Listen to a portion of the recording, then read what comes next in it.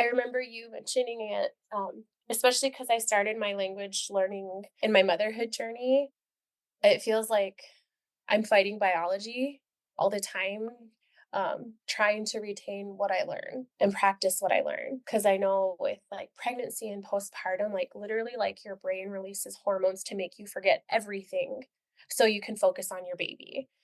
And it's just like, oh my, like I just remember like crying and like telling Alex, like, I just can't remember, and it's just like that was like a huge unexpected difficulty. Is just like I wish I would have really learned a lot more before I had babies because it is like mom brain's a real thing, postpartum, pregnancy, all of that. It just really plays a big part. And I'm like trying to learn a language and speak it and teach it all while that's going on. So that's been a true and real difficulty as a woman trying to raise children in a language that I'm learning at the same time as them.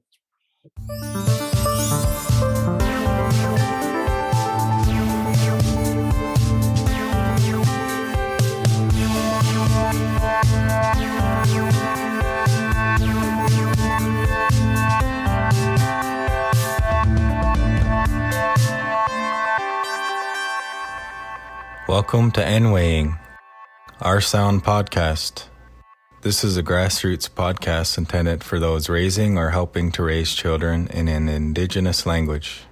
A special shout out to the Indigenous Screen Office for making Season 2 of NWaying possible. Gitcha miigwech. Bojo, ani kinawea. Welcome back to the best podcast in the world, NWaying, our sound podcast.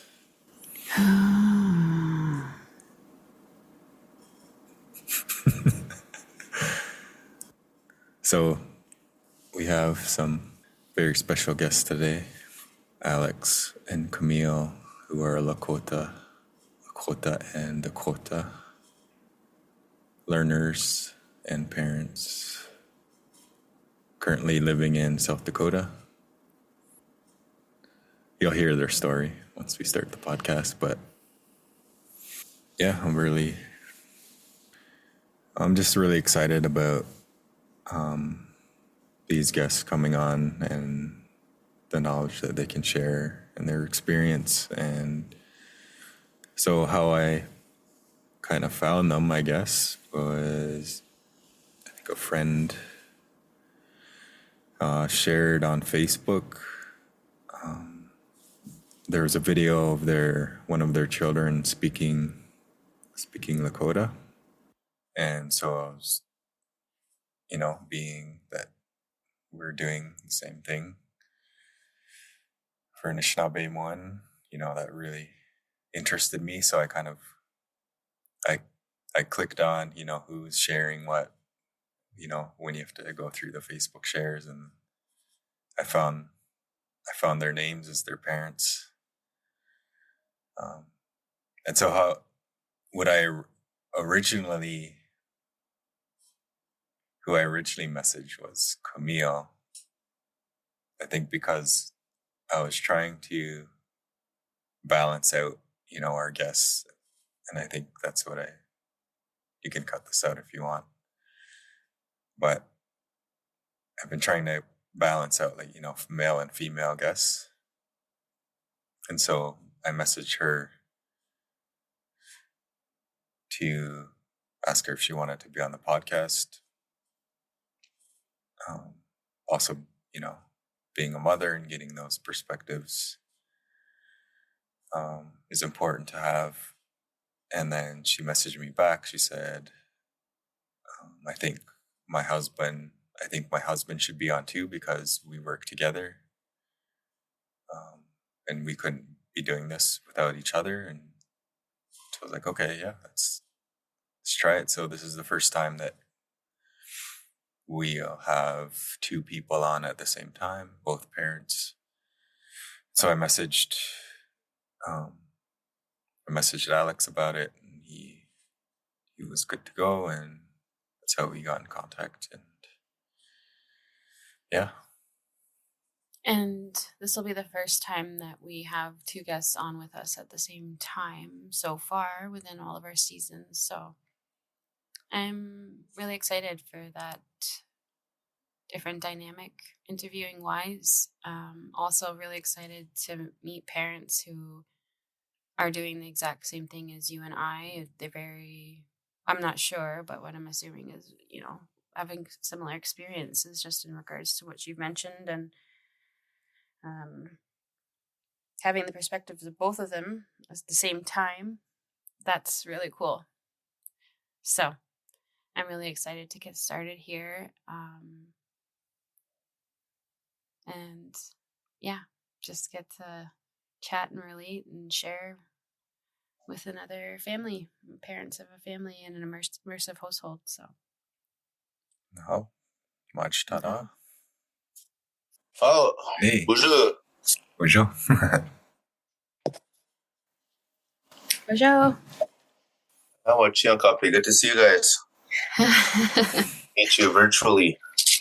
Uh-huh. I've listened to a couple of your guys' podcasts. Oh yeah. Oh, wow. Nice your faces. My wife's trying to log into Zoom as well.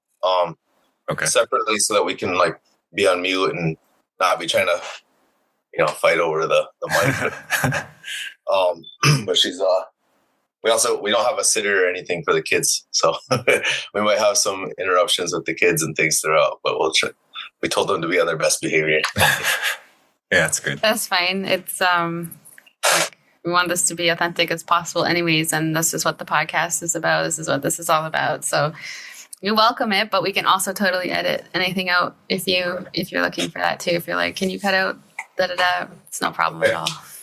Yeah, I figured I might add to it, kids come in, scold them in Lakota or something.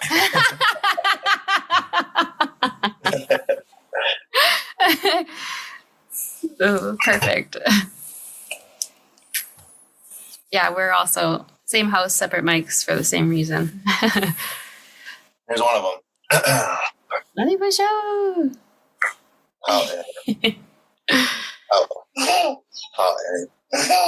How do you say hello in Lakota? Yeah. How? For males. And Okay. Women would say huh. Okay. Huh. Huh. How. That's where the stereotype how comes from. Mm. That Hollywood. Mama. Mama got coffee. I want you and coffee. Mama. I apologize, you guys. I wish we had a sitter. Oh, it's good. It's good. Hóyeya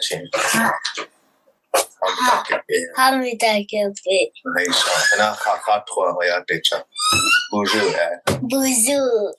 Huh? No. Oh, What's your Mama. That's awesome.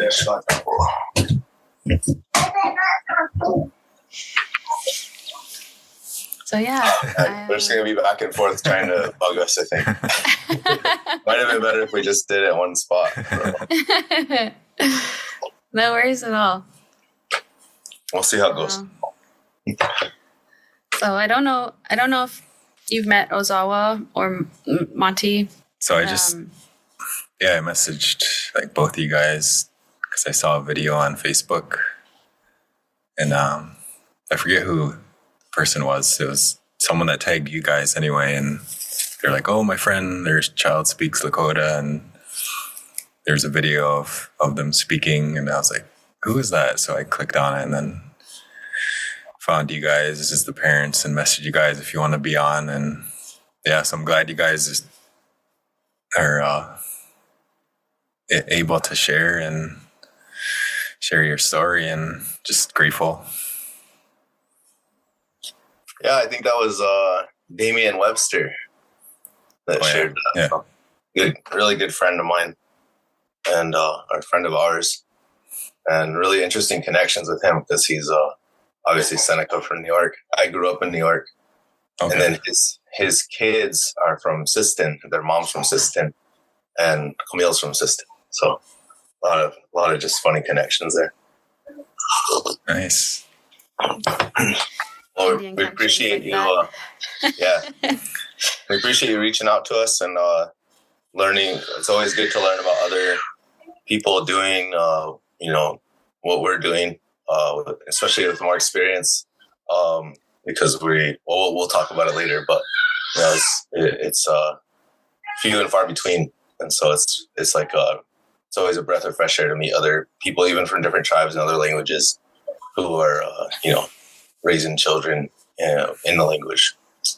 So we send our gratitude for having us on, and the invitation, and new friends and colleagues and relatives. So,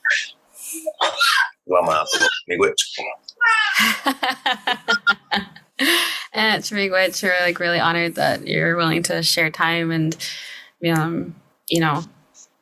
welcome share your family's home life and your stories and your experiences and your knowledge with us, because really important work that we're all doing, and it's so nice to be able to meet other families who think like, okay, we're not alone, whether it's the same language or not.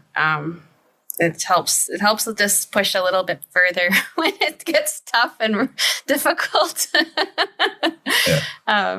So we extend that back to you and reciprocate that gratitude as well, because it's really great learning from others and learning about your world perspective and how you see the world and how you try and navigate and this type of work. So I'm Mashko Gobwit, or Emma Line. It's up to you what you want to call me. And you're saying you're from New York area? So I grew up in upstate New York. Okay. My dad's from over there, non-native, but he really has a passion for our culture, our way of life, and our people. And he met my mom out here in South Dakota, and the rest is history, I guess. But my parents had me in New York, and then they bring me back. We made the trip out to South Dakota every summer for ceremonies. My parents started a powwow vending business, and I got to grow up going to powwows throughout the country and became a powwow dancer and singer. And so I grew up upstate New York, but almost as soon as I could, I moved home. But that's my story.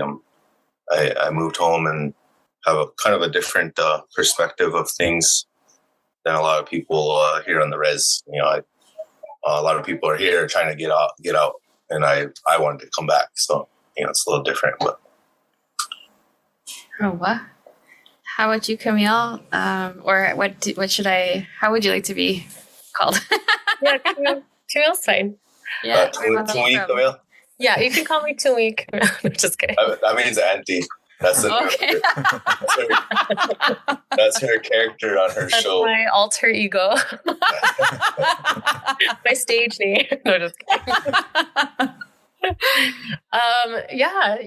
Camille. I'm originally from Sisseton, South Dakota, which is in the northeastern corner in South Dakota. It's like right by Minnesota and North Dakota. That's pretty much where I grew up. End of story.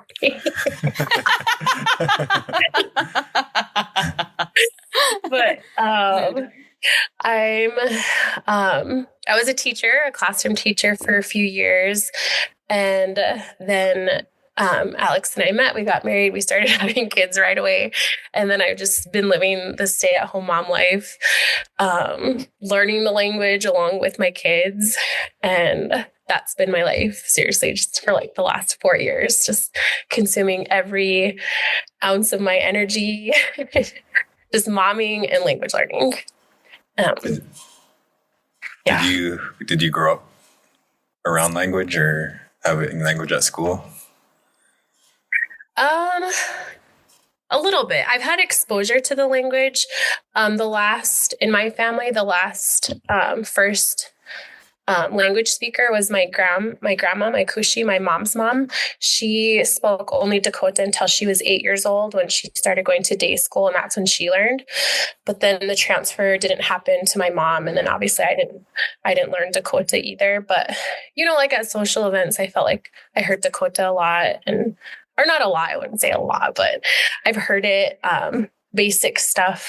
I knew like numbers, colors, animals, things like that. But other than that, not really. I didn't grow up hearing it too much. But yeah, I'm in the same boat as you. I don't know how much you know about myself either.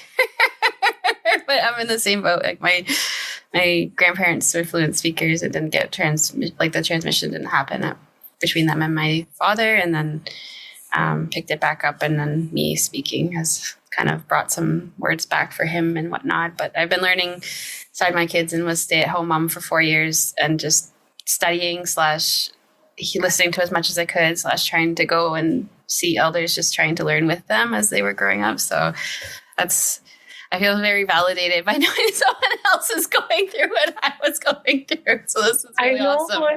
Same, because I did listen to a couple of your guys' podcasts, and I was like, oh my gosh, yes, that same like validating. And we noticed some similarities too between me and Alex and you guys. Here we go. It's gonna be good.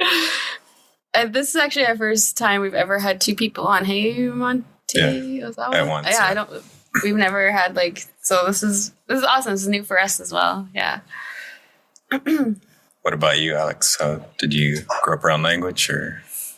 So, because I grew up, with the powwows and ceremonies and things like that, I had, kind of heavily in the culture. I was exposed to the language a lot. My mom she is a first language speaker, but because we were in New York, and she was raising us with my dad and my dad's side of the family. She was the only one who was a speaker around. So she didn't have anyone to talk to, and I don't know, she just didn't, for whatever reason, didn't take it upon herself to talk to us in Lakota more than just words and things like that. So she'll be like, even if she's speaking English, she'll say like, that shunka is just really barking over there, something like that. So like similar to Camille, I grew up with a lot of vocabulary, but not the ability to speak.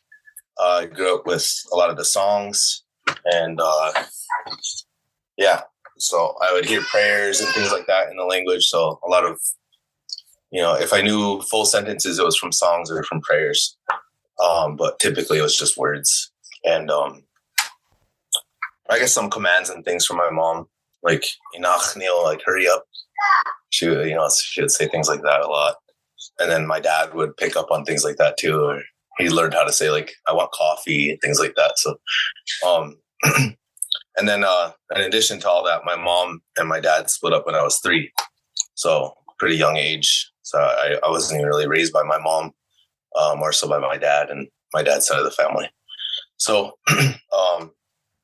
all that to say, my upbringing around the drum and singing and prayer and all that, I would say laid a good foundation for me to want to learn, because that was one of my 3 goals in the beginning when I started learning, was to understand all the songs.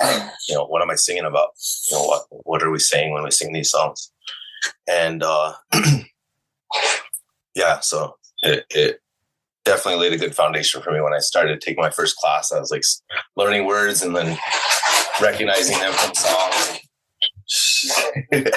and then putting them together and making sense of it. And even to this day, still, I'm like, I'll learn a grammar pattern and be like, hey, that's in that song. Okay, I recognize that. I know that grammar. So that's kind of my background and upbringing around the language was through that, but definitely not immersive or anything like that. Yeah, my mom's non-native as well, and she just taught me all the bad words that my dad and her would use with one another, and they also split when I was 3. So I'm with you on that. Well, I kind of already introduced yourselves, but did you want to take a moment to, if you want to use You can help me if I mess this up, but Lakota or Lakota? Lakota. Lakota. Lakota, and actually Camille's Dakota. Dakota. Dakota. Yeah. Mish Tokai. I'll go first. That's okay. Sure, yeah. You can just let us know who you are in English and in your language, and we can just open it up right there. Miigwech. How me Dakuyepi, particularly Lila Miushka, Woglagwa Hilo. Let me Alex Firethunder Amachapi, Wakia Preta, Tiwahe, Daha Wahi. On Mitatios by Skokba Dahampi. Mish New York Helmatumpi na Imachache. You can wana Lakota Tamakoche El Waglihuni Naha Lila Oyuk Piawa Umalo. Lechi Oglala Oyanke Naish Prejuta Haka Oyanke El Michinchapi Mitalichu Kichi Michinchapi Ichahwi Chuyapi. Lila Dayan Kumpi. Petio hila Lakolia Oglala kapi. Lakolia pikile tewaki hila. Kokata kia hechina gluhama unipi wachina locha lecha washkam. Ona Oglala Lakota College el washichamo. And I'll pintalo. I'll translate it quickly. My name is Alex Firethunder. I am Oglala Lakota. I come from the Firethunder family from Skokba, which is translated to down below, but the community is actually called Yellow Bear Canyon, between Allen and Kyle, South Dakota. And I was born and raised in upstate New York, and moved home when I was a young man to pursue college education from my tribal college, and to learn the language. And now I reside here 12 years later with my wife, and we're raising our children and doing the best we can to raise our children in the Lakota language. And we cherish our language, and so every day we speak it as much as we can. And and I added in the end there that I work at Oglala Lakota College. I'm the chair of the Lakota Studies Department. So doing all I can to at work and on a professional level as well throughout the day to just make moves on behalf of the language. Nishante. Hamidakiapi, Camille Sine-Firethunder, and Makiapi, Sisseton Wahpeton Oyate, Hemataha, Sisseton South Dakota, Imachare, Ash, Arkta,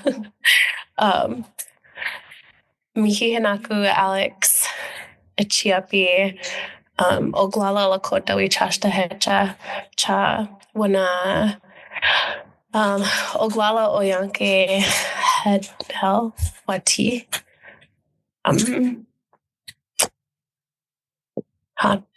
Chante Washdana Pitchies up here. So my name is Camille Sine-Firethunder. I'm from the Sisseton Wahpeton Oyate. I'm also Ho-Chunk too, from Wisconsin on my dad's side, but I don't really know that side culturally, but I'm still really proud to be, and I do like to mention that. I grew up in Sisseton, but just like Alex said, I'm living in Oglala land, Oglala territory for the last 6 years or so. And but yeah, that's where we are, and we're raising our kids, and yeah, that's all. Miigwech, thanks so much for introducing yourselves. And sorry, how many children do you have? We have 3. Our oldest is 5. Our middle one is 3, and then our youngest is 1. Oh, wow! 3 back to back. Yeah. You're busy then. We're super busy. Yeah, if you see us going on and off the screen here, it's because we're chasing them around. Yeah, again, I apologize. Don't. It's good. This is the life. Totally. Do what you got to do. And if there's anything that you do decide that, can you take that part out? We can. But we've had several parents come and their children were with them, and it makes it even better, to some of them are speaking, some of them aren't, but it's really nice. This is what it's all about. So, I don't know, did you want to ask something, Ozawa? I was curious if you guys, is there like a language nest, or are you guys doing this on your own, or are there other families, or?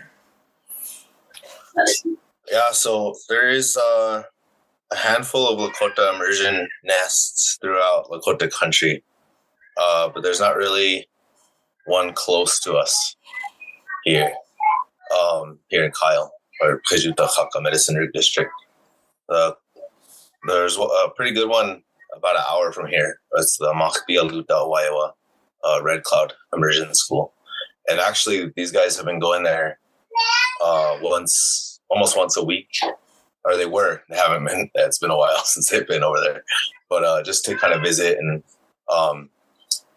Camille will probably talk about it later, but she does a show all in Lakota and Dakota.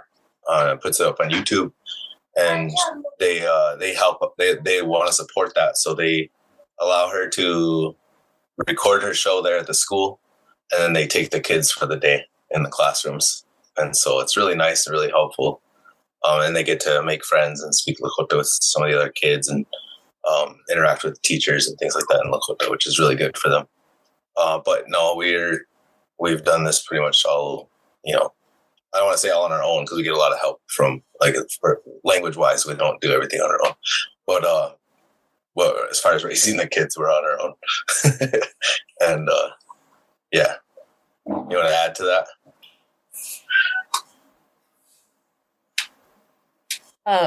Yeah. Sorry, you guys. No, I don't want to add to that. You said everything. All right.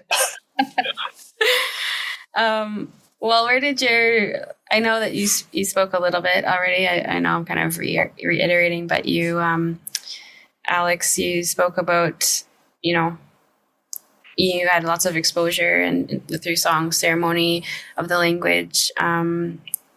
Growing up, it was powwows and whatnot. How did your learning journey start? How did you know that you wanted to do this, and how did that lead you to where you guys are today? You don't have to get into a ton of detail if you don't want to reiterate everything, but I'd like to ask, or we'd like to ask both of you those questions and hear how you got to where you are today. Yeah, for sure. Growing up singing and growing up around powwows and ceremonies, I always wanted to learn. And I remember actually having some books as a kid and trying to figure out how to say certain things. And I remember learning how to count to 10, and I was really excited as a little boy. I remember from the books, I remember learning how to say what my name is in the language, and that was exciting. Outside of that, I don't really remember much. But I also remember in middle school, my brother and I, we would try to pretend that we knew how to speak Lakota, and we would just say the words from a song, but we didn't know what it meant. And thinking back now, our stresses were all off. Our pronunciation was terrible because we just knew it from the song. But it was really, it's funny to think back at that now. And so I remember also making kind of a pact with my brother, and we were going to learn the language, and that we would be able to talk to our mom in her first language, in our native language. And that was when we were teenagers. And shout out to my brother. He's still got a lot of work to do. I don't know if he's going to listen to this or not. But my real active language journey started when I moved home. And that was part of why I moved home. I dropped out of high school, and I was kind of a powwow bum for a little while, just singing and dancing and trying to make ends meet, and quickly realized that's not the life I really want to lead. And I love powwows and stuff. I don't want to rely on them for my livelihood. And so I moved home to pursue a college education, and I hated school growing up, but it was all in the Washichu world, in the Western world. I never had any I never had a teacher or really many classmates who weren't white growing up. And so my dad actually attended a semester here at Oglala Lakota College before I was born. And he took like Lakota thought and philosophy. He took, I don't know if he took a language class or not, but he took, some culture classes, history classes. And some of his professors are some of the elders who are no longer here, but they're like legends. And I'm like, you're so lucky you got to have him as your instructor, Dad. And it's kind of funny to think about now, but he kind of encouraged me to come back here and pursue education. And then also I want to give credit and shout out to one of my best friends who's actually Ojibwe from Thunder Bay. His name's Benesse Marceau. And he really encouraged me to come back home and get an education and kind of do something with my life. So that's when my language journey, active language learning journey kind of began. I took my first language class in 2013 here at OLC, Oglala Lakota College. And from there it was tough because all the teachers that are here have always been elders and first language speakers, and they have a wealth of knowledge. But the teaching methods have been kind of outdated, or they're doing the best they can for how they learn how to teach. But it wasn't much exposure to the actual. They didn't talk to us in Lakota, and we just kind of went over a lot of word lists and then some grammar patterns, and then we're expected to just put it together.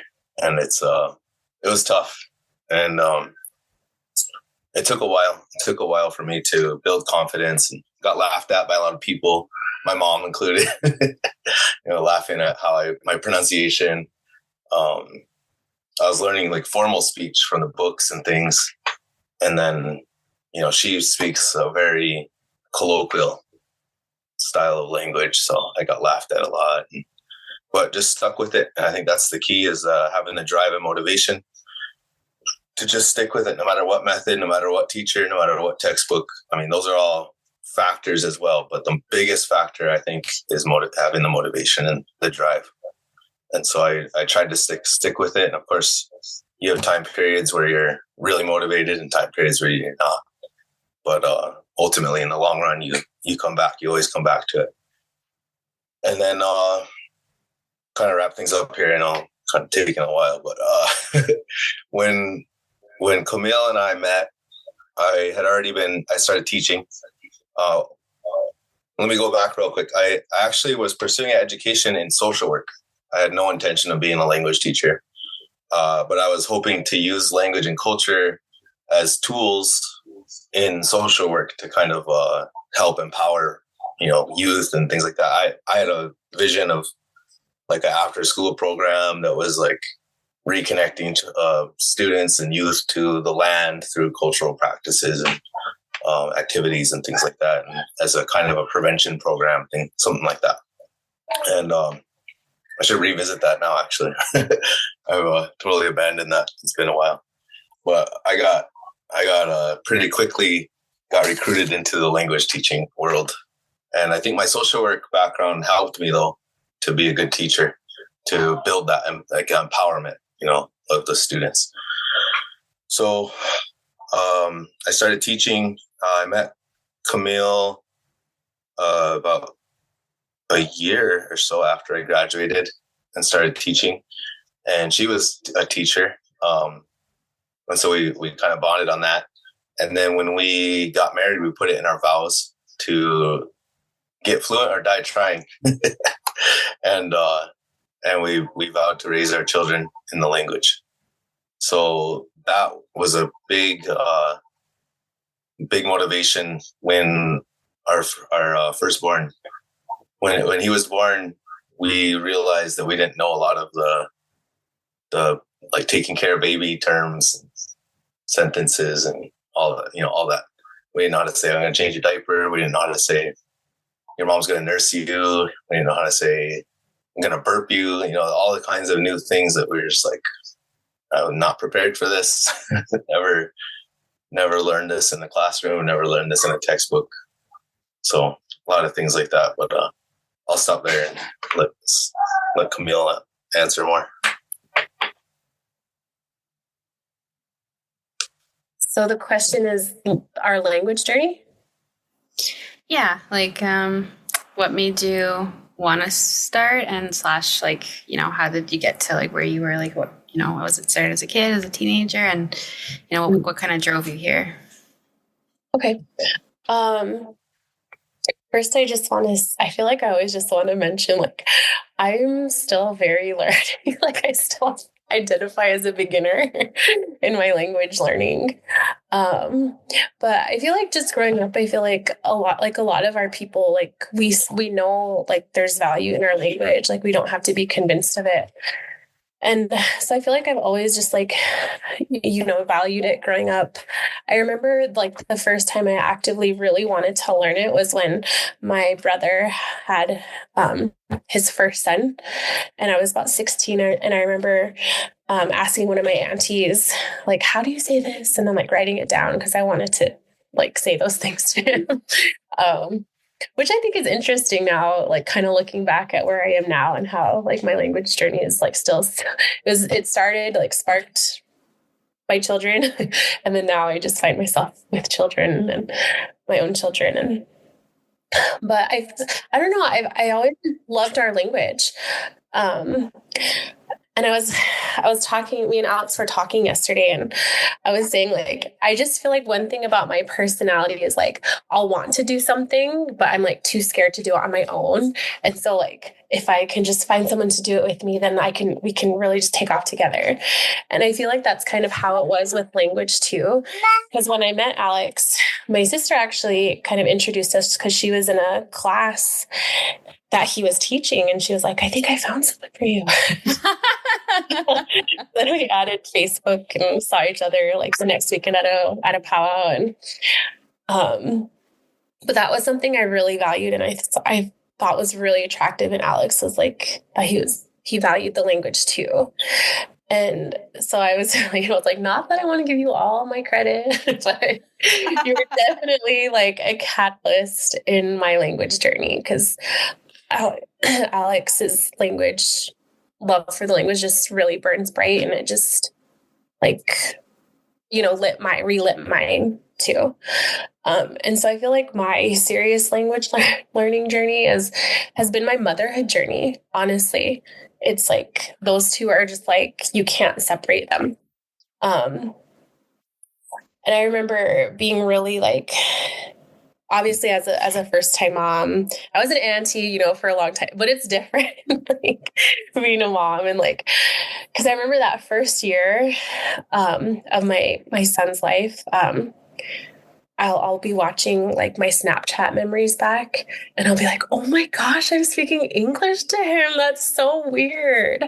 And it wasn't until he turned about 1 year old when he started like producing. And I was just like, oh my gosh, it just like punched me in my gut. Like, you need to start now. Like, you know, like, and so that was just like, that's when I feel like my crash course in language learning began. And Alex is Lakota, so he speaks Lakota, and I'm Dakota, and the dialects are similar, you know, but different. And so I feel like because Alex has a larger knowledge base of the language, so he just kind of naturally just spoke more Lakota to them. And I try to sprinkle Dakota here and there where I can, because I do want them to know and be familiar with the D dialect as well. But we are mostly Lakota speaking, but it's still very like comprehensible between the two dialects as well. So, but yeah, every day is my motivation with the kids, and like every day it's like, am I doing it or am I not doing it? Because they're right there with you all the time, you know? And so when Alex was saying like the motivation, you always just need your motivation. It's like with my motivation all the time. Like, so that's kind of did I leave anything out, babe? Alex? Okay. No, you covered it. I think that's all I have to say about that. One funny thing about the dialect difference is our middle child, he I think for a while he thought that the Dakota dialect was spoken by women and that the Lakota dialect was spoken by men. Or I don't know, because then he still does this sometimes too, where he'll or no, I guess they both learned how to code switch. They code switch and they'll speak Dakota to her and Lakota to me once they understand that. So crazy. Like they figured it out. Like no one obviously had to give them a lesson on what is what, but yeah, they code switch. Our oldest is really aware of language and language differences and variants and all kinds of stuff. Like he's got like an attention to detail, not just with language, with everything, but including language. So he'll notice if someone says something differently. He'll be like, I think, weren't you making a video where you're saying the word "tela nue," and he told you, "Oyate hu tela nue la eape." So she was using a word for sand lizard in her alphabet song, and he just added that he made it a point to tell her that some people say it with la at the end. They add a la, which means it's like cute or little or. I mean, it is a variant. It's funny that I don't even know how he would know that, but not a common word that people talk about. Right? Yeah. Oh, that's powerful. The code switching, and that you notice that with like the two dialects or the two different languages in the house. That's powerful. Yeah, it's so interesting that they can just pick that up without even being taught that. Where did you guys like find the motivation to do it? Like to want to speak to your kids? Like, did you see someone else do it, or was it just kind of natural and you're just like, okay, we're just going to do it? It's always been one of my 3 goals. I set 3 goals for myself when I started learning, when I made the decision, like I want to learn. And the first one was what I talked about earlier, wanting to know what the songs are about. The second one was also what I talked about. My brother and I wanted to talk to our mom. I wanted to be able to converse with my mom in our language. And then the third one was, I didn't have children at the time, but I said, and I didn't know Camille at the time, but I told myself that when I have children, I want to raise them in a language. And I don't know, part of it goes back to I mentioned him earlier, my friend Vanessa. He said something along the lines of like, I think this is a quote from somebody else too, but I want to give my children the chance to be more indigenous than I was or I am. And that kind of sat with me. And with the language, I wanted to do the best I could to give that, to return that, to give them an opportunity to be first language speakers that I wasn't given that opportunity. Nice. Yeah, we have that in common. I had very similar goals, and same thing for me. So it's wild, like different nation to nation, but like similar dynamics within the family and the relationships and how you met and everything. You're right. There's a lot of similarities between all of us. Winning. Yeah. What did you ask again, Nozawa? Like, how did you find the motivation to want to speak to your kids? Where did that come from? I had to laugh because I'm like, where did that come from? Because I don't think we ever saw it modeled. I had to just going real hard for it and never saw it happen. But no, just like what Alex said, I do want to say, like, I don't know why, I just feel like I wanted to share this, but another like language, like core memory that I have is, I don't know what it was in like growing up, is just like maybe thinking of the language as like, this is the language, but and you can say it and speak it at powwows or gatherings and stuff, but it's not really spoken like conversationally, because I don't really see it. I don't hear it. Or like phrases that we say with kids, it's just kids things to say to them, but that's like the extent. But I remember I was in my early 20s and I was at a restaurant in Sisseton. I was eating with my mom, and it was a conversation in Dakota that I heard spoken between Eric DeMars and Jeremy Redigal. And they're both, I think, second language learners in Sisseton.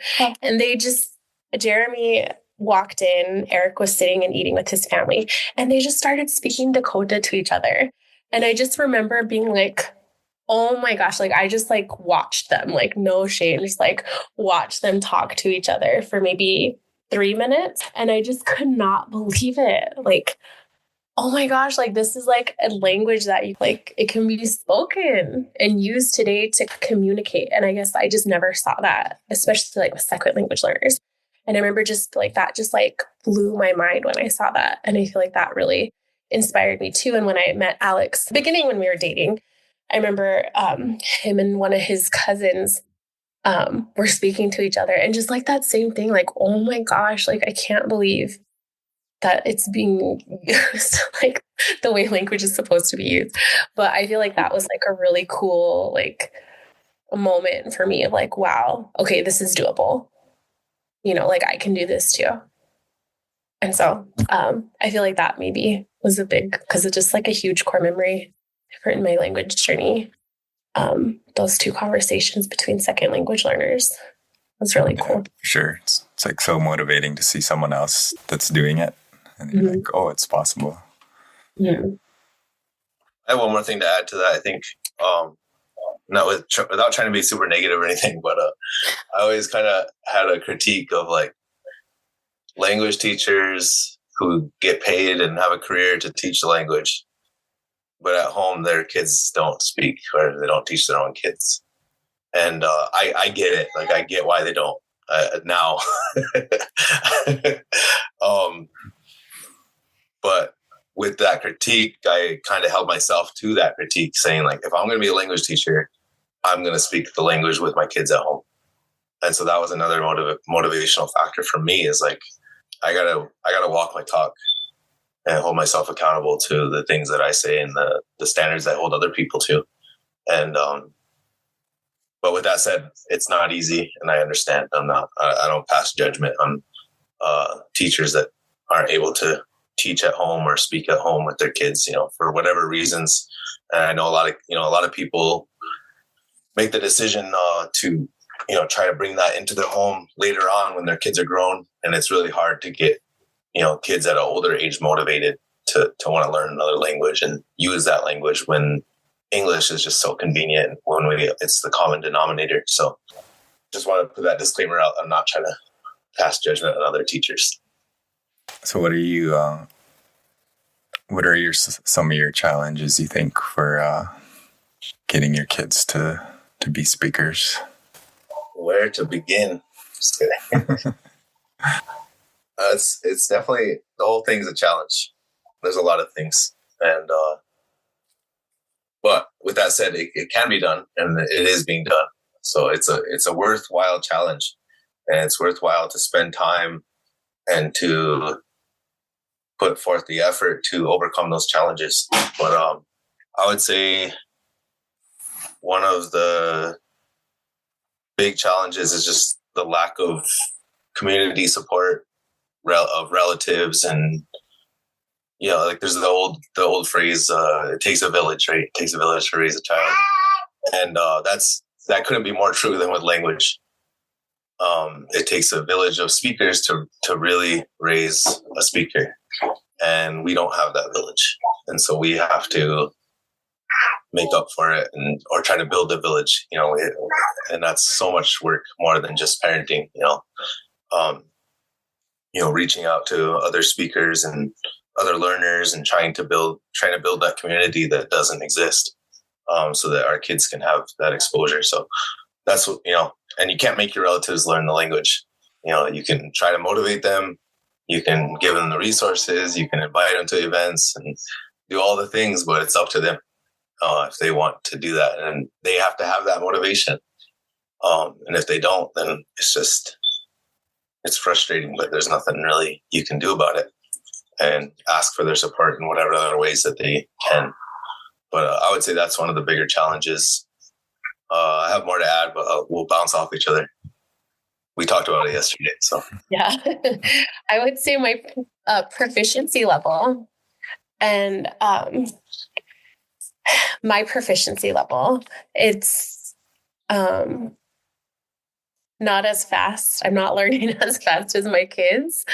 And so I'm grateful that I have Alex, who's at a way higher level of proficiency than I am, because I lean on him and I can say, go ask your dad, like, or tell him to explain things to me.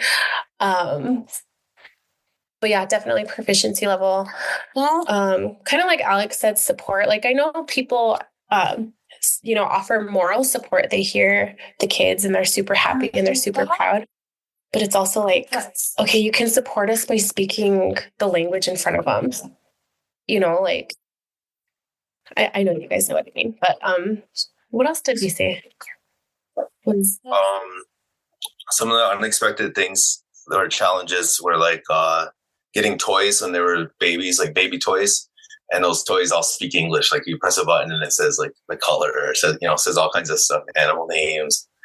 Or those audio, there's like books where you press on the image and it'll tell, it'll read the book to you, like an audio book kind of, and it's all in English. And I don't know, getting gifts from relatives, or you're like, oh, thank you, you're really grateful for it, and you want to, I don't know, you don't want to take it for granted or anything like that.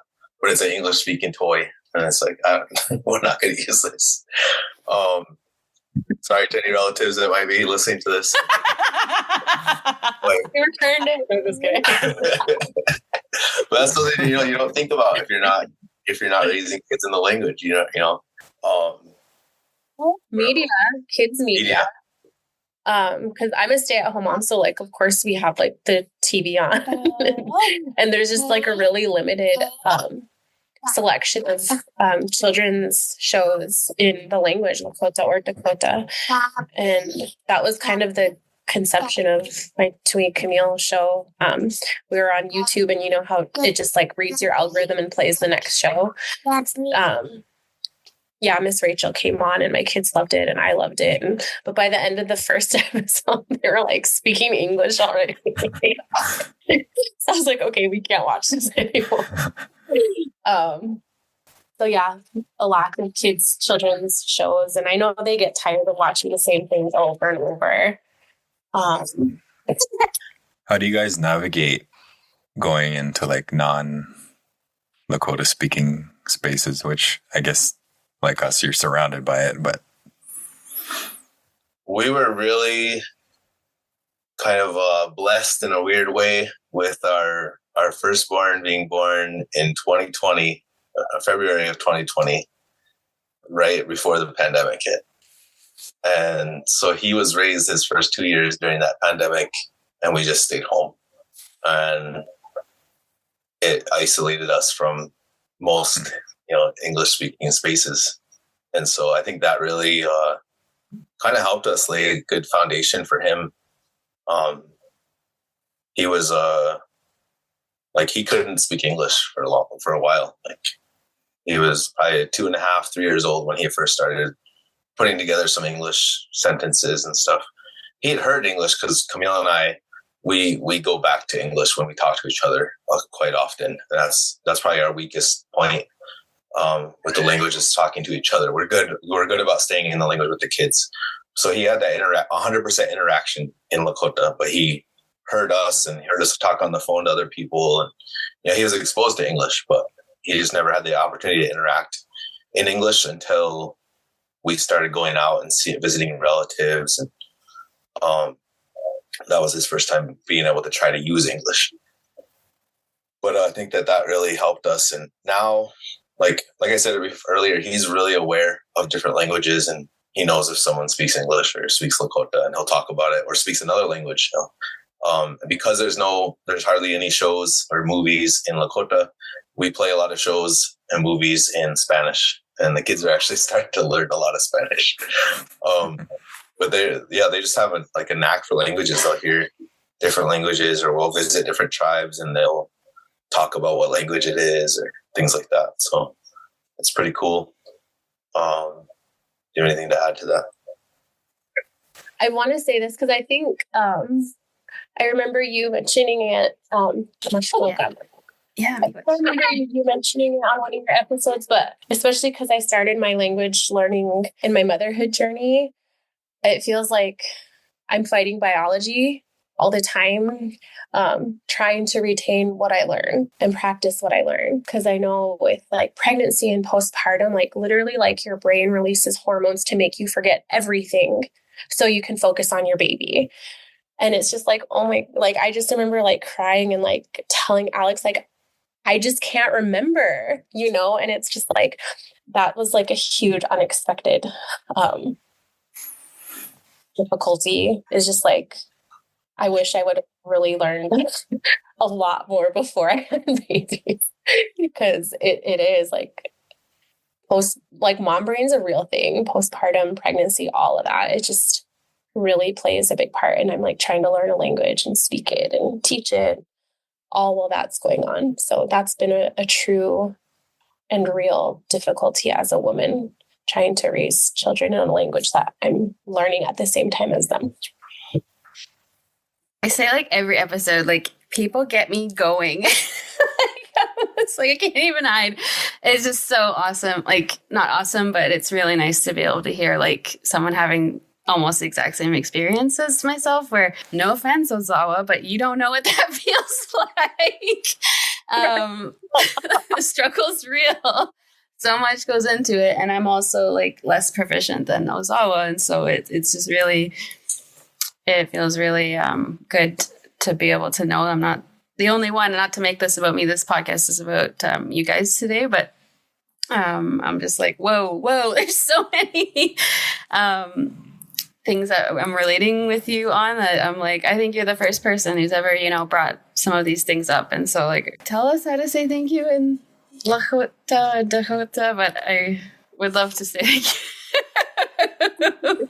Wopida is Dakota, and Wopila in Lakota.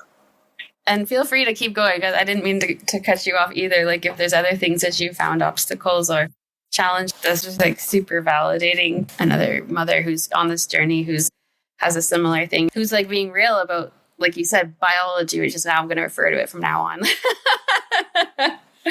It is. It's totally biology. I kind of want to be like, see, Alex? I just well, hey, like, everyone's argued. We got struggles too.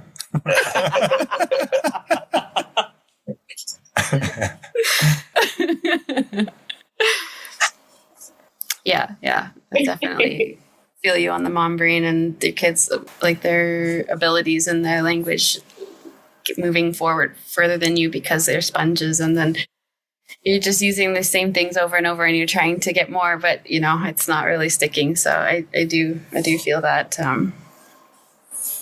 But on the other end of things, both of you have mentioned some pretty awesome things that you've noticed or seen, like the code switching and being able to, for your littles to have friends at the Oglala Lakota, or was it Red? It's the Makbialuta, Red Cloud.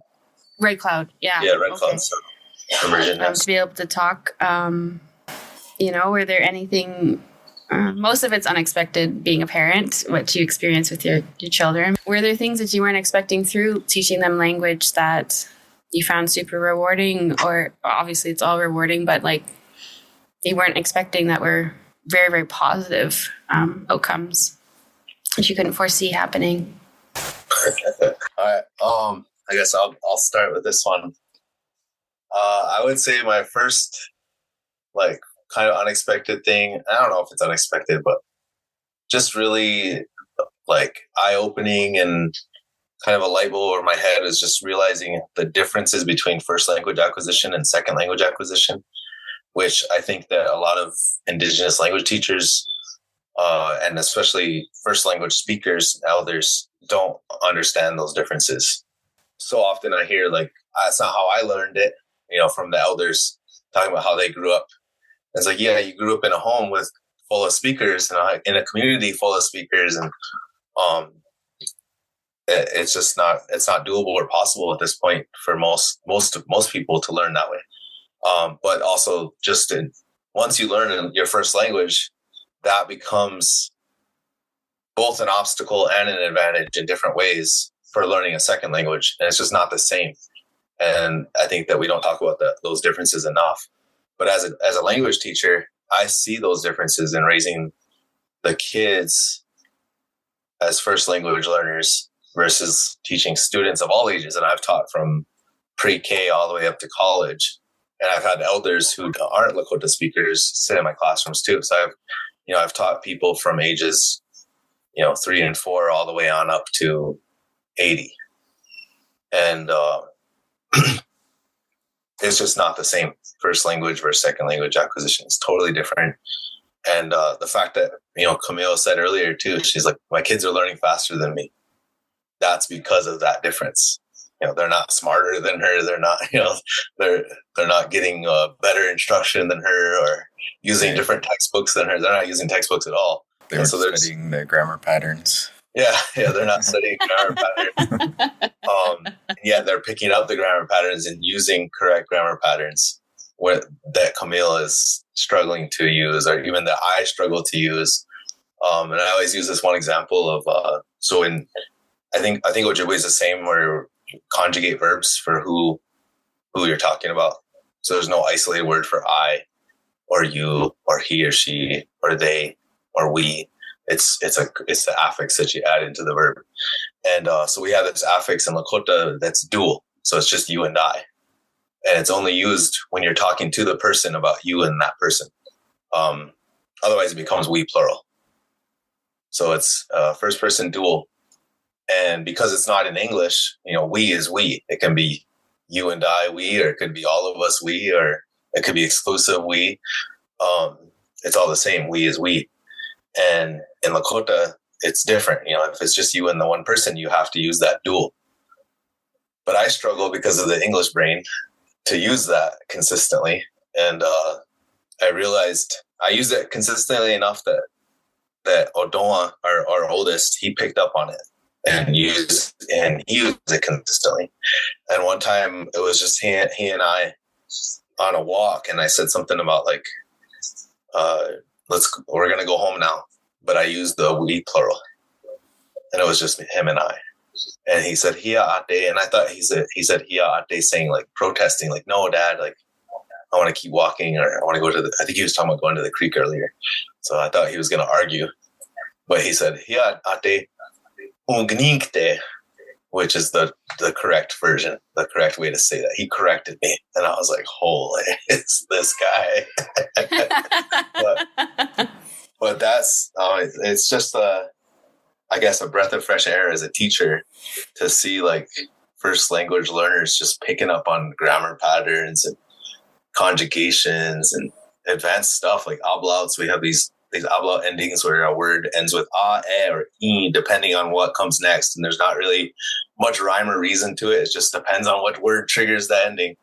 And it's really hard for second language learners to grasp that and get it correct, because it's just, there's no rhyme or reason to it.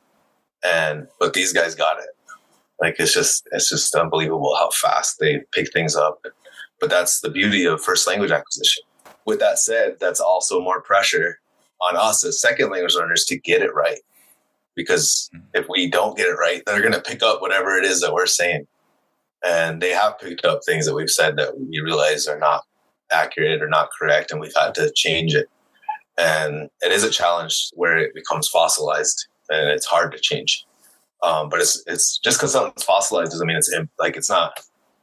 I don't know. Maybe that's defeats the definition of fossilization. But I do think that with enough attention and, again, motivation and drive and commitment and deliberateness, you can undo those learned patterns that are wrong or whatever. So, and we've done it. So we used to say, I'm going to change your diaper. The way that we said it was, Aleja chichiu tokchak dalo. I'm going to change the diaper for you.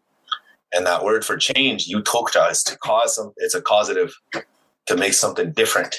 And I was corrected by one of our elders. He said, what you're saying is you're going to take his diaper and transform it into something for him.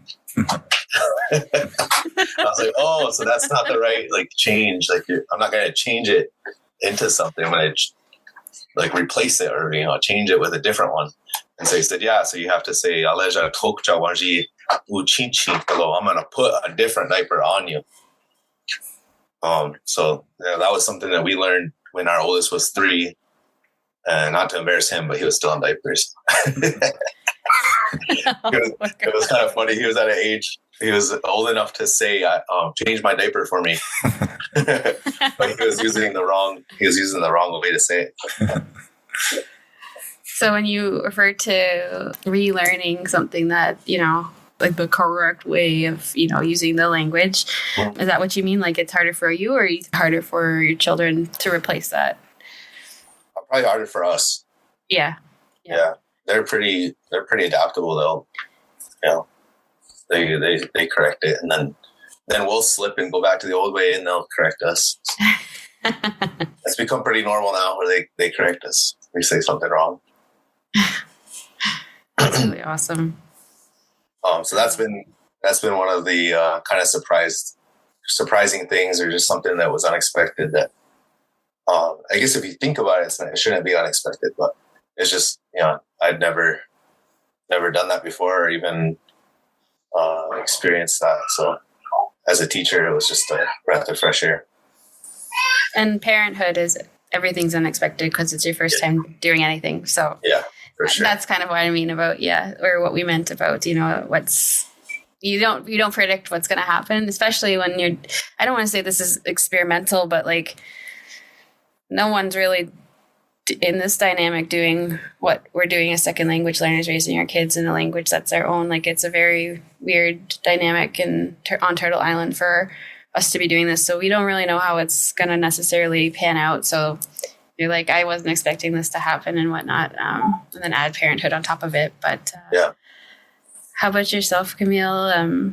Was there any moments for you that were kind of like a light bulb, or like very rewarding, or something that was just really awesome that you weren't expecting to experience through your children learning their mother tongue or their heritage language, target language?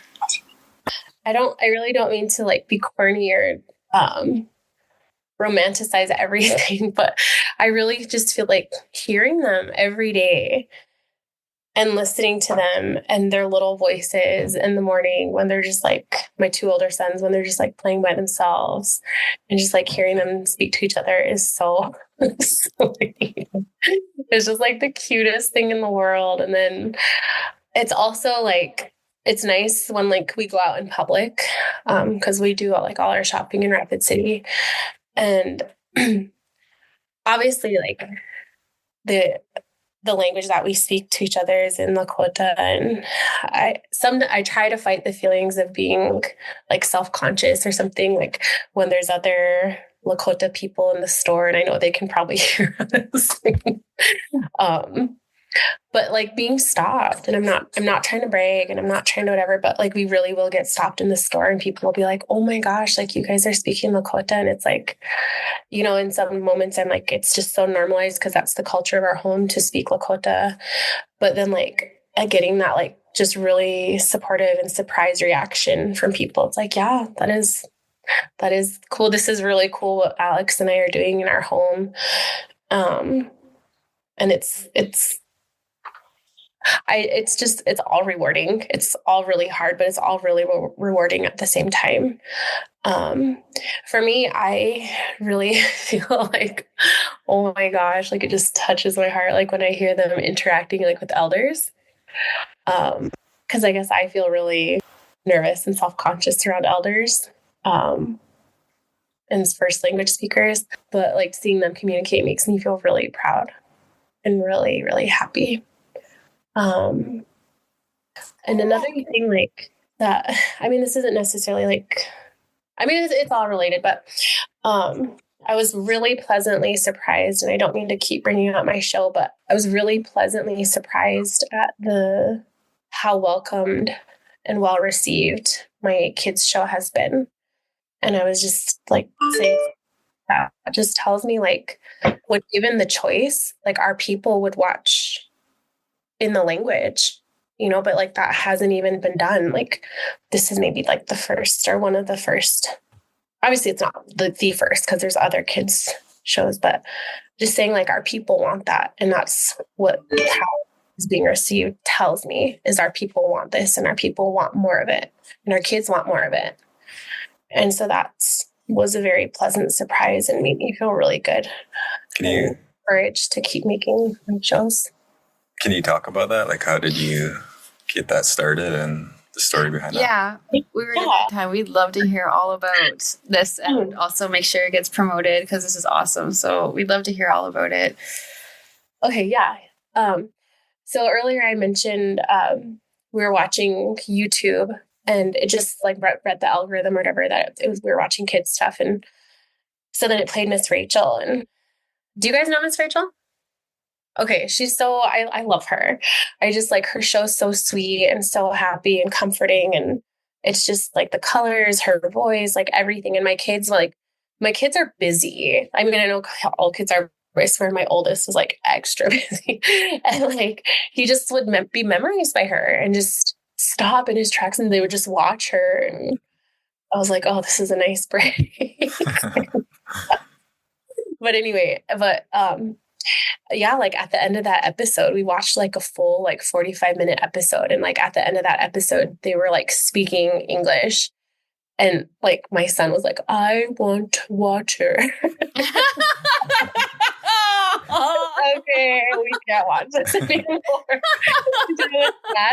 Because they just loved it and I loved it. And anyway, so I remember just like sitting on the thought of like, oh my gosh, I wish we had a Miss Rachel, but in the language. Like, how awesome would that be?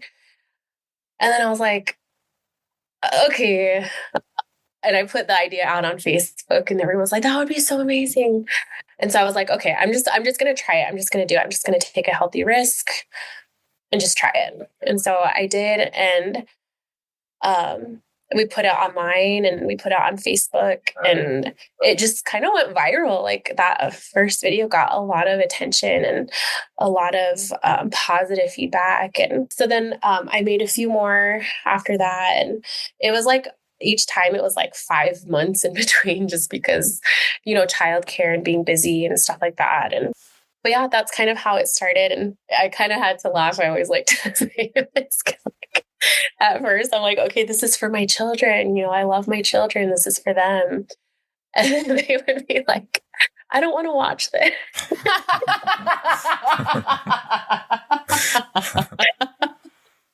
And then here, like other parents will be like, they just love watching you.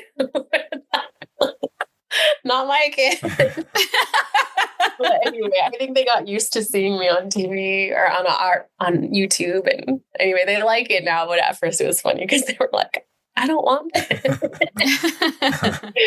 But no, and that's been a really fun project in my language learning because it's just like real basic stuff that I'm saying, and like I still am like at that level learning. But it's like a real project-based learning thing for me.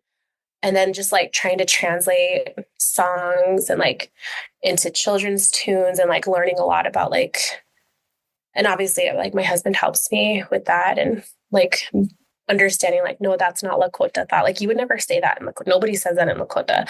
It's like, oh, okay. So then what should we do? What should we do? And then trying to make that fit. And so yeah, it's been really good. It's been the kids like it. My kids like it now. It's fun too because like we'll be at the mall in Rapid, and then a couple times in the food court, someone will recognize me and like are you Thunwin Camille? And I'm like, yeah. They'll take a picture, and so that's really cool. But it's just been really fun. It's been a really good learning experience for me. How many have you made so far? I just made my 10th episode, and then I kind of started a new little series from that because the title is Language for Littles with Thunwin Camille. But then I'm like, we also need like a show for parents because like it's not enough to just play the show. Like you have to interact with your kids in the language. Like if that's really what we want, it's like a show is a great place to start, but that's not enough. And so I've made one episode of Language for Grownups of like things to say to your kids and stuff. And so I mean, that wasn't as wildly as popular as the kids one. But It's like you're Miss Rachel for Dakota and Yeah. Louie at the same time, because Louie's like a parent show for kids. Like I'm telling Alex he should be Blippy. Because boys are Blippy.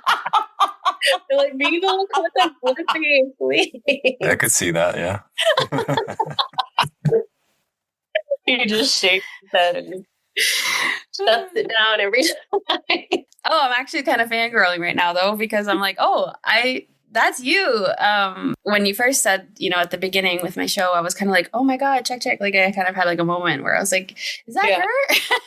Wow. Like that's incredible. Yeah. Incredible stuff and amazing work. And that's, let's start doing that, Ozawa. Like I'm not going to be on a show, but watching your channel. Future Blippies, right? Like, let's change the subject. Nice question. Do you get funding for that, or how does that? At first, like the first 6 episodes, I wasn't. But then our friend at Red Cloud, he said, like, why aren't you making more? Child, like, what's your biggest obstacle? I'm like, childcare. Like, when do I have time to do this? Because it is a process, like deciding what to film and translating it, especially the songs too, and then filming it and then editing it. Like, it can take like 20 hours per episode. Yeah. Then he offered like to support me, and not only with the kids, but like compensate me for making episodes. And so I was like, oh my gosh, that's amazing. I would love that opportunity to have the childcare. I can focus on the show, film it, edit it. And so, so the last 4 episodes have been, I guess, sponsored. I don't know, sponsored, but with Red Cloud and a program at Red Cloud, nice. Which has been really nice. But before that was just for the kids. Yep. Yeah. That was how our podcast started too. We were just doing it just to try and connect to other families across Turtle Island doing the work. And then here we are in season 2. But I'm really glad that they were able to do that for you, because it's so important. And it's a lot of work that people don't see, right? Of like background stuff. And one thing, like, I just want to, just because this is an opportunity to say thanks. For sure. And it gets a lot of support on our HOYEYA page on Facebook, our language page.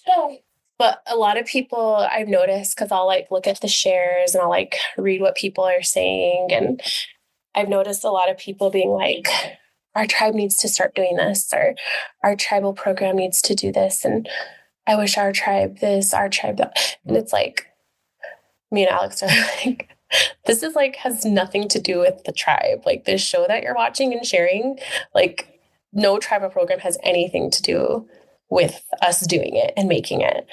And so it's just like, people can make things and on their own, you know what I mean? Like, and I guess that's what I've really admired about my husband is like, he's like a doer.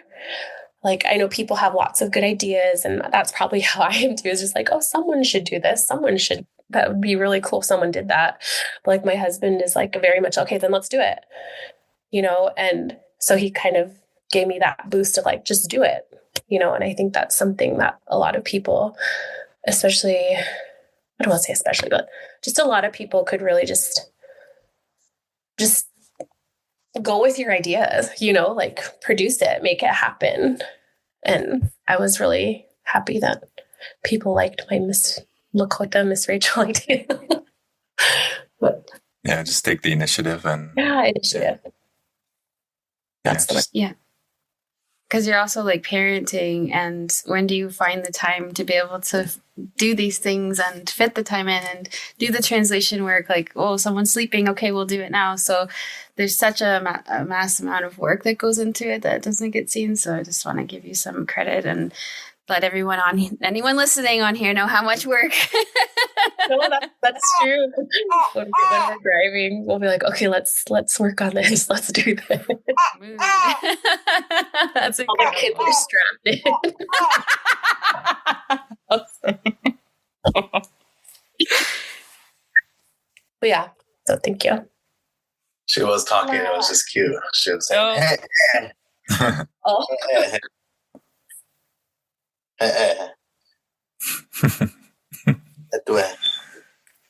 Oh, now she don't want to. She's shy. Little Easter.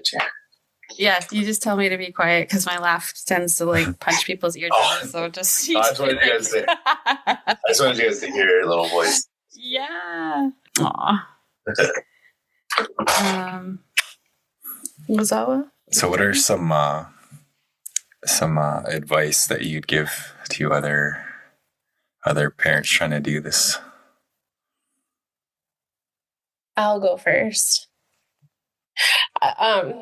Truly, I feel like if you have this like idea of like this is how you want your future family to be, I feel like you just have to be with someone who has that same vision, who loves the language as you. Because me and Alex were saying like we're going over these questions yesterday. I don't think you could do this without me, and I know I couldn't do this without you. And we were just like, yeah, like your partner has to be supportive. Because I'm like, what if like you spoke Lakota to them and I just was still doing what I'm doing, like being a stay-at-home mom, but I'm speaking English to them all day. You know what I mean? Like they would hear English in the home, hear English out of the home, hear English on TV, their peers. Like they would not, you know what I mean? And then he helps me and supports my language so that I can speak with them. You know, so I would feel like if this is really something that you want, like I think you have to have a partner that wants the same thing and values language the same way you do. And also, sorry. I wish I learned more before I had kids because like going back to the mom brain, like my brain, like when I was like in school and just like doing my own thing, like could have a much firmer, faster grasp on the language than I am now. And then to add to that would be like that's like planning for the TY, for the nuclear family. I would say also something that we didn't do and didn't really take into account, and we're trying to just kind of do on the fly as we go along. But it would be good to plan ahead, is to find other people who share the vision, who want to raise children the same way. And kind of, like I said earlier, like build a community, because we don't have the village, we don't have the communities of speakers that we really need to raise the children in the language, and you really have to do that. And it would be better to do it with planning ahead. So we didn't do that part, but I think that would be something also to consider if this is something that you want to do. Try to find other people besides just your partner. That's important for sure. But also, you know, other couples, other relatives who are either speakers or learners or whatever it is, and try to motivate them to, we can do this. This is possible. Let's do it together. And that's something that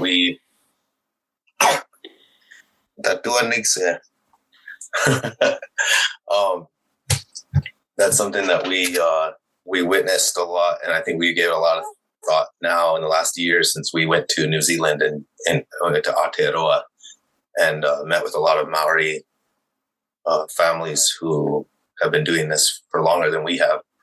And, that's something that they've been really good about, is planning.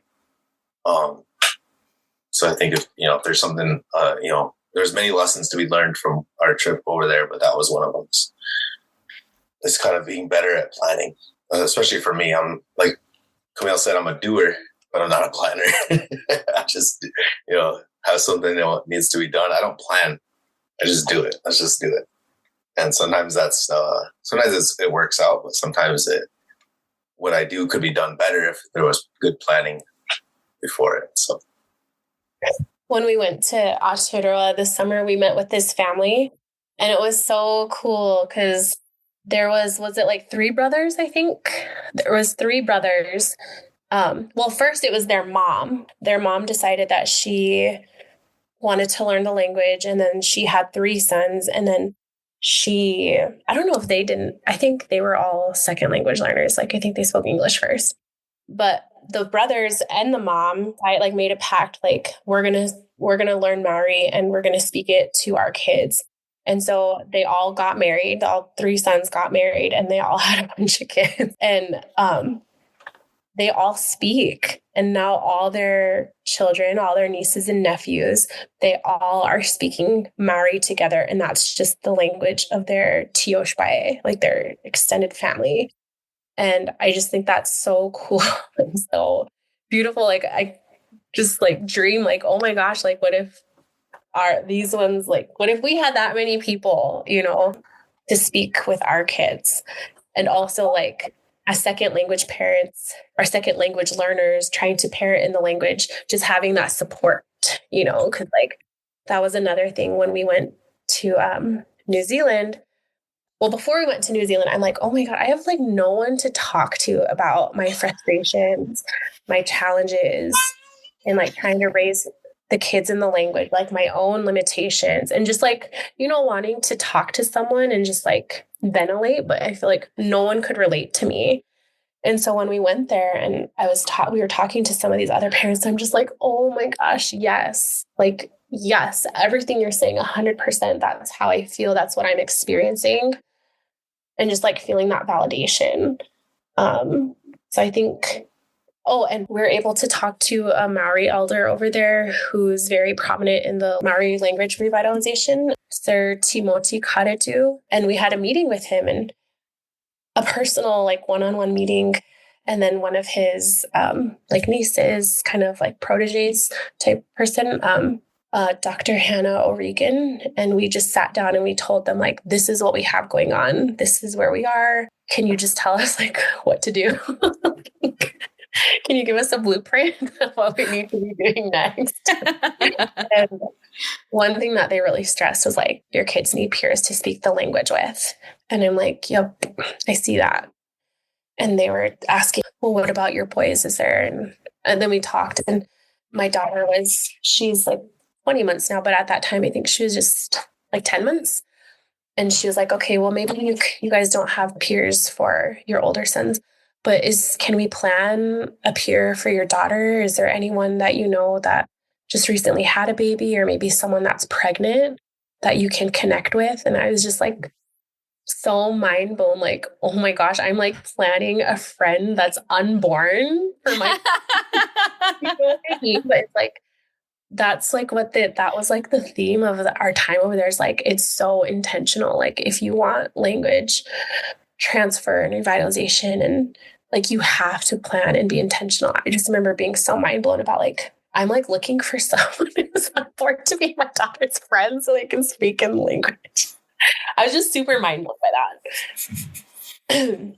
But no, they're shaking. Like to think about, like you talk about planning. I would have never even thought about that. Like, yes, maybe like, you know, it seems kind of common sense, but I would never have thought about that. Like, okay, we're going to think a generation ahead, or we're going to think like, you know, when these people find their partners and start a family, and, you know, like I would never have thought of something like that. That's like brand new ideas for me personally. I don't know about you, Ozawa, but like, we also, you know, took a trip down to New Zealand, a couple of years ago when I was pregnant.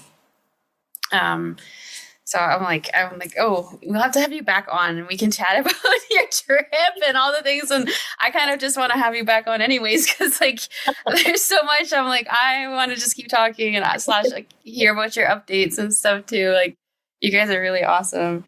But yeah. I can't even remember what the original question was, but it was just a positive. Oh. Stuff. How do you stay motivated? Or any advice for those trying to learn? Yeah. Was it right? Yeah, sorry.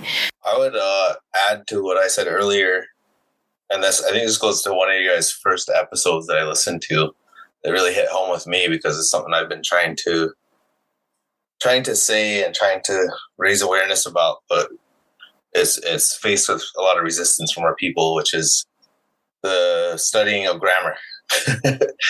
I think that grammar can, you know, if you open your mind to it and not just like put it in a box as like, this is the way that white people conceptualize language, like it can be really helpful because all that grammar is, and maybe it just needs to be rephrased for our people. But what I like to say is this is a Lakota way of speaking.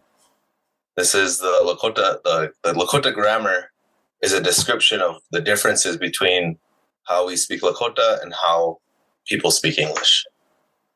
And understanding those differences is really important. It can be really helpful to improving the quality and the proficiency of the language that you're speaking, which boosts confidence and helps you to, teach and to speak and to pass that on to the children. So that doesn't mean that you should be afraid of making mistakes and making errors, but be open to the corrections and trying to, always improve and be better. And so that's the mentality that I try to carry every day throughout my language learning and teaching is there's always room for improvement. There's always areas that I can be better and do better. But that takes work. You have to work on it. And so every day I try to work on it and try to identify those errors or those inaccurate grammar patterns or whatever it is. So without nerding out too much, I enjoy learning about grammar and learning about the differences in Lakota and English and other languages. And I think that can be really helpful. And it's helpful to kind of avoid learning or speaking a Lakota that's kind of watered down or just heavily English influenced, Englishy, an Englishy Lakota, I'll say. And that's not to say that we've totally, ridded ourselves of that. There's always things. One of my main mentors, elders that I look up to, he was teasing me the other day. He said, "That's too Western thought for me." He said, so I still am working on it myself. But that's the mentality I think everybody should try to strive for. Is how do we get better? How do we get better every day? And grammar can just help us do that. So to me, it's not a bad word. It shouldn't be a bad word, but maybe we call it a Lakota way of speaking or an indigenous way of speaking so that we can look at the grammars of all of indigenous languages and what's unique about them, what's beautiful about them, what's different. And, how does it trigger us to think about things differently, based on the linguistics behind it. So for example, I always use this as an example is how we talk about the thunder. So we use the sound of thunder is Hóyeya Hóyeya, and the word, so Hóyeya is the thunder beings. Hóyeya is the verb to call out, to shout, or to make a call, or to yell, or make your sound, whatever. So it's usually used for animals, when they're calling out. So a bird singing is the same word, Hóyeya, and that B at the end is a plural animate. And so to me, the linguistic evidence is there that the cultural belief of the thunders is that they're beings and that they're plural animate. And so that's right in there. And then same thing with lightning is Hóyeya Duwampi, which means that they are opening their eyes. And again, plural animate. And then when there's a storm, we say Hóyeya Agli, they have returned. So again, it's plural animate.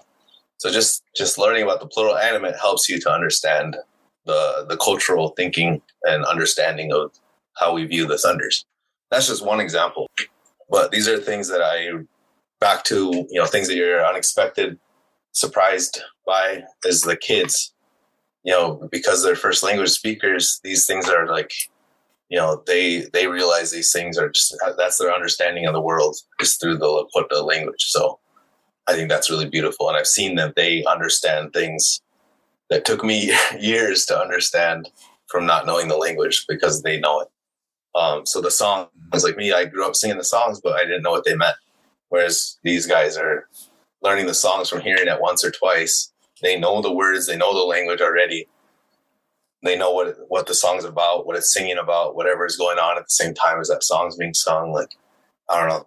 It's just really beautiful and really amazing. But anyways, just wanted to put that out there that linguistics and grammar can really be a reflection of our beautiful culture and our thought and philosophy and the things that I know that most people are resisting grammar in the name of decolonization and to push that type of thinking, but it's all connected.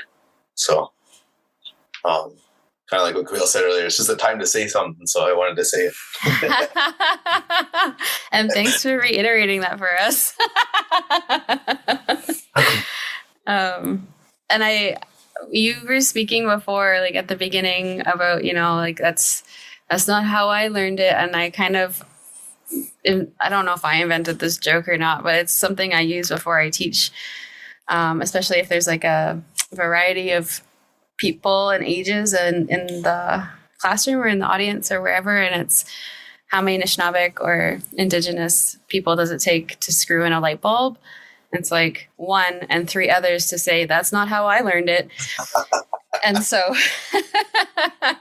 I kind of like as an icebreaker use that as a way to be like, yeah. And so it's like, let's use as many tools as possible to be able to like, isn't the goal here to like get our language? And so if we have to do that by learning grammar, using a pen and pencil, like why wouldn't I kind of thing. So yeah, I appreciate you saying that. I have a story in that kind of light of that I told this past weekend at a language event. It was all elders. We had a 2-day language event. The first day was like youth presentations and speeches. And the second day was elders coming and giving their presentations and it was total immersion. It was really nice. It was really awesome. But I opened it with this story that's I'll tell it in English. But when I was a little boy, I went with my dad to one of his friends' houses, and he was going to have a sweat. And so he was building the fire behind the house back there. And so my dad was going to help him build the fire, and I was a little boy, so naturally I was helping him too. And it seemed like maybe it had just rained and the wood was still wet. But for whatever reason, my dad and his friend, my uncle, they were committed to building the fire and starting the fire without any paper or anything modern. They're trying to do it like old way. And but because it just rained and everything was kind of wet, they were like kind of struggling and it wouldn't light. And so my uncle there, this was here on the res. He went back to his shed or he said to my dad, he said, "Do you want me to show you an old Indian trick?" And my dad was like, yeah.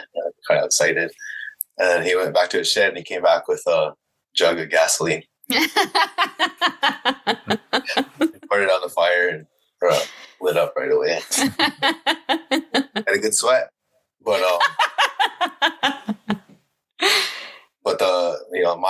my takeaway there, as a kid, I didn't think anything of it. But now thinking back on it, the teaching there is that, Lakota people, we've always used what's useful. If something's useful and it can be a tool, we use it. And so why would we be any different with the language? So something's useful, whether it's a textbook or a grammar book or a podcast or whatever it is. Second language learners as teachers, if something's useful and helping people learn and to not normalize the language and speak it, street signs, whatever it is, why not use it?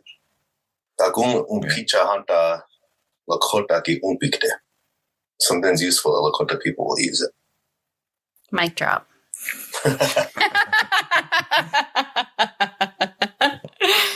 I think I found my bait for the beginning of the episode.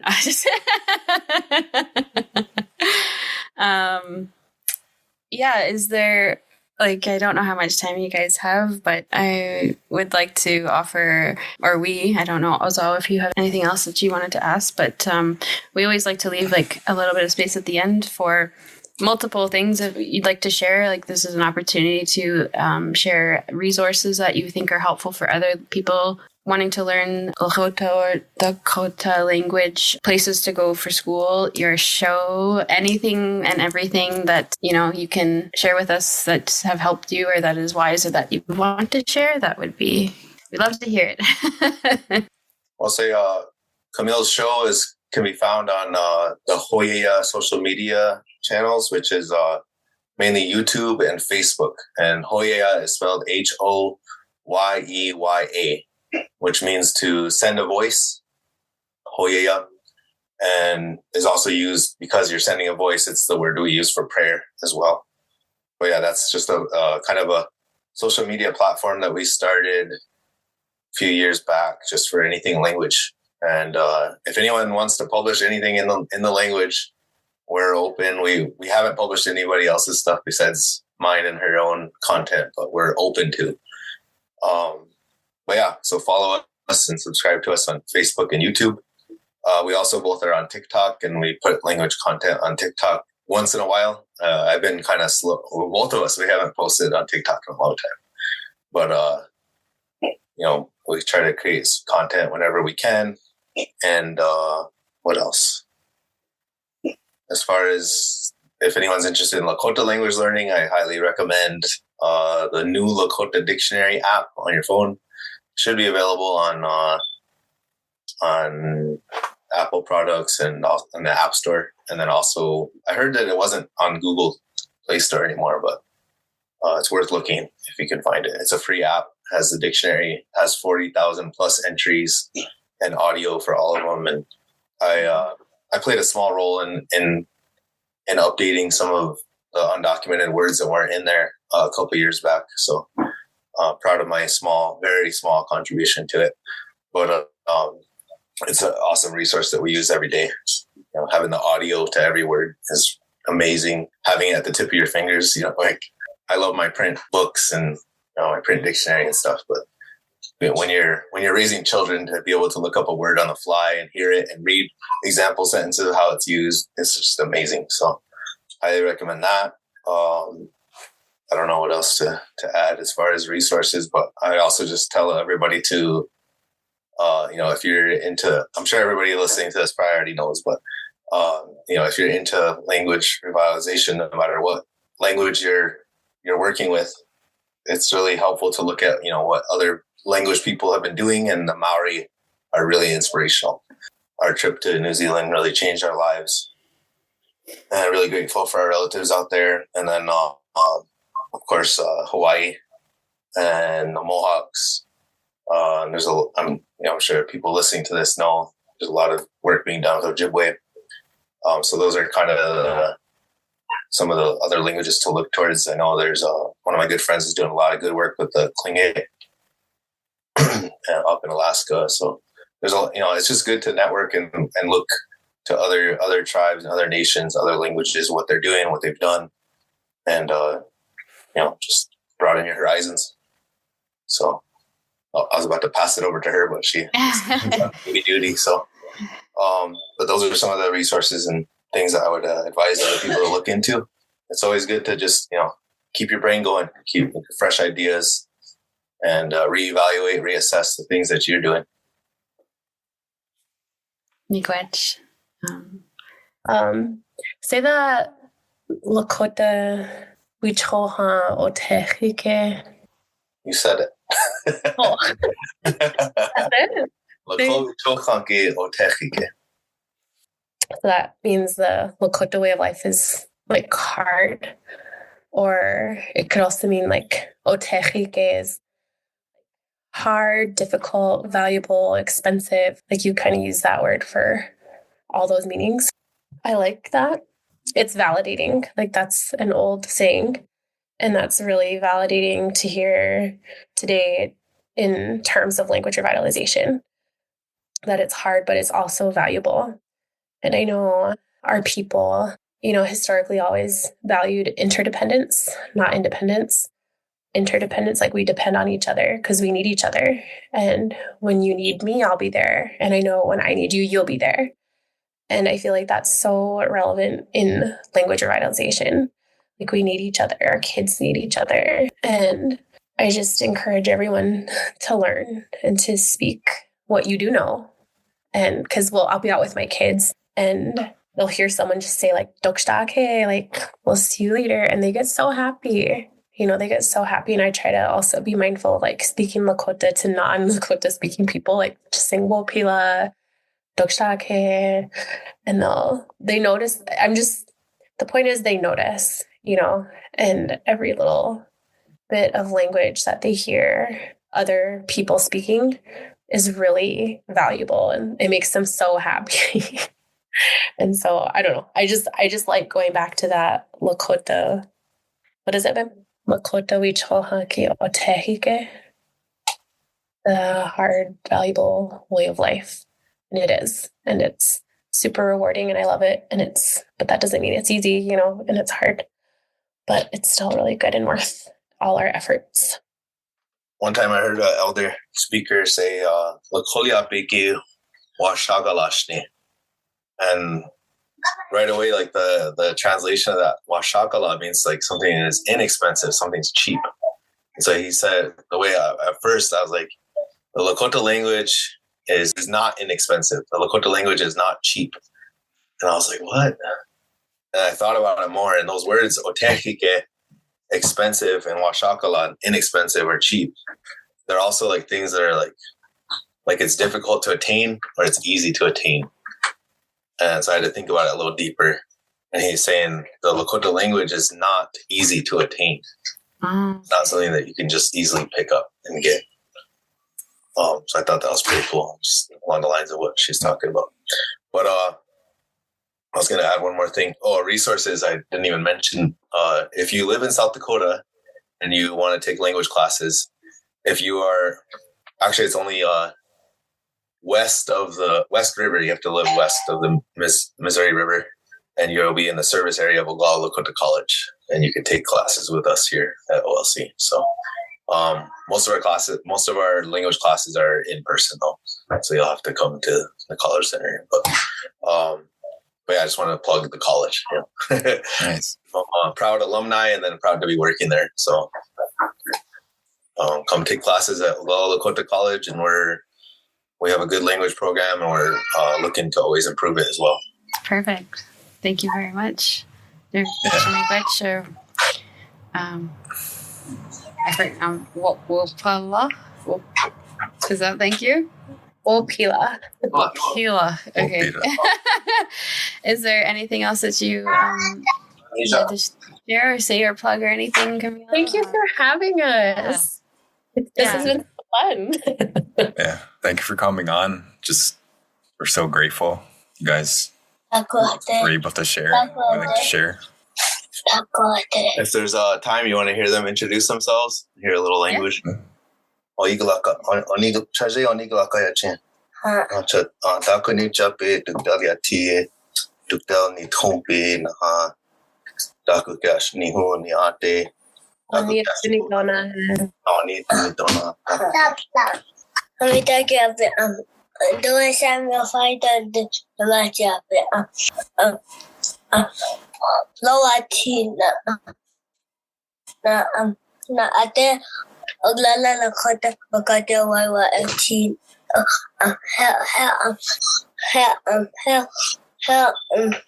Washington na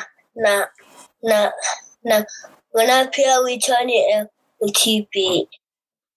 Na Niches now. Jello Oglaka. Na Wania tu ni Dona. near to my zapta. Na wazia ha Watrumbi. Watch that. Ni Kangshi Daka Chepso. Kanchi waxtali Chiapina. Misu Yoya by Chiapi. Wow. Watch that. Nishanta. I should change that.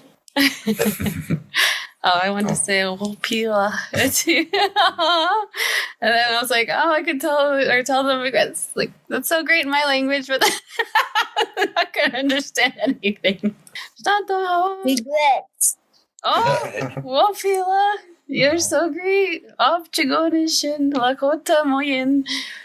Or Dakota Moyen. Yeah. Well, it'd be really nice if we can stay connected. You guys are awesome. I'm like, I wish we were closer. We could go have a coffee or something together. I'd love to stay. Where are you guys at? You guys on Wiki?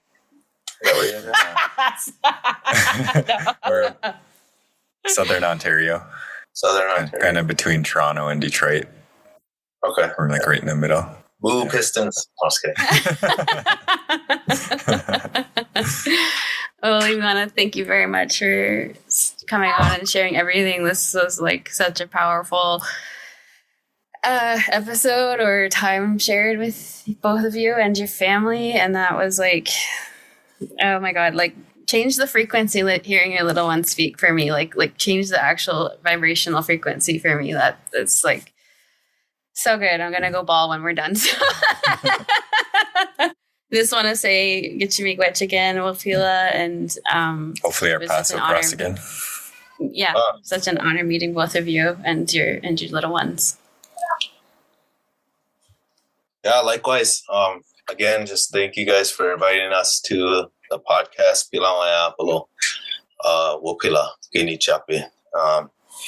And just good to connect with other people that are putting the language before us and choosing that path. So we draw inspiration from you guys, and happy to hear that that we're able to give that back to you as well. So definitely keep in touch, and hopefully we get to meet in person one day.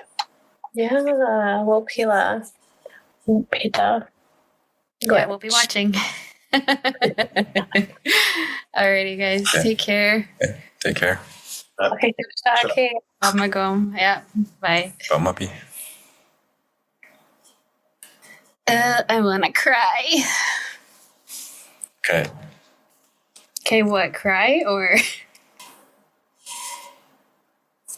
I don't care. I'll leave it in.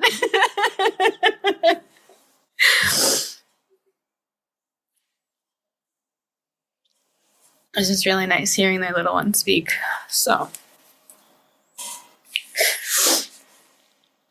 you open it up then, because I'm just gonna keep bawling. I'm gonna have to use this in the episode anyways, just to end the episode. But I'm just like, I forewarned everybody that I'd probably be crying. But yeah, just like they're at least, Lakota people, and the Dakota people are at least, way back part of where some of my roots came from, even though I'm Anishinaabe. But it's nice just hearing from them. And anywho. And you want to blow your nose? Damn, there's so much like us, Monty. Like I want to hang out with these guys. I want to Zoom call with these guys. There's so many similarities and similar experiences. I'm like, I don't think I've ever met anyone who fully encapsulated like the same experiences that we're having. Being, that he's more proficient, or he started before. She had them. They had them during COVID. There's just so many things that. Okay, I'll start. Hold on. You want to blow your nose first, so you're not like.